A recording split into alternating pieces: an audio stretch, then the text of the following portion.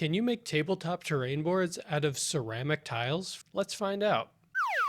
Somewhere on my never-ending quest to find ways to create miniature game accessories for cheap, I noticed that ceramic tiles are flat, sturdy, paintable, and cheap. And I thought to myself, hey, maybe I can make myself a miniature battlefield out of these. So I picked up these 1 foot by 1 foot tiles at Home Depot at the cost of 60 cents per tile. I'm looking to put together a 3 by 3 foot gaming board, so I'm going to use 9 of these tiles, about half the package. The money conversion for that being about $5.50. These lay perfectly flat and butt up against each other just perfectly. They even already have a bit of surface texture on them, just like in nature. So the first thing I need to do is put a base coat of paint on these. For this, I'm going to lay them on top of some boards outside, so they're not laying on the grass.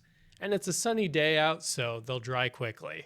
Unfortunately, the grass needs to be cut, so some of it is still trying to cling to the tile.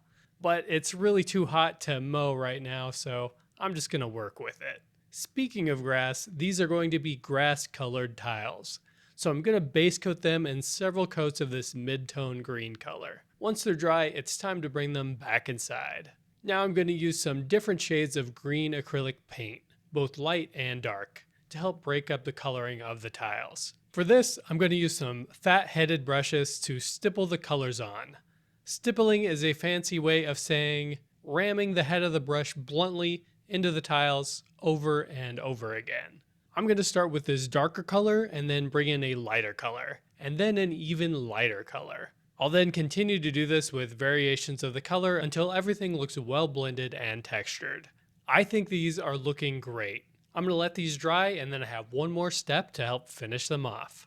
So the back sides of these are hard and rough. So to be able to stack them safely and protect any table you're going to play on top of with them, I'm going to cushion them on their backs. One way you could do this is hot glue some felt cloth onto the backs if you have any of that lying around. That would work great. I don't have any currently, so what I found at the dollar store near me were these self-adhesive felt pads. These were $1.50 per package. I'm going to go ahead and place one in the center of each tile and then one in each of the corners on each tile. These ended up working remarkably well and should do a great job. So that's it. We're all done here. I put these together in one afternoon for $10. I think they look awesome, and I plan on making some more as I have a big stack of tiles left over. As much as I do like these, they do have some potential drawbacks. But first, the pros.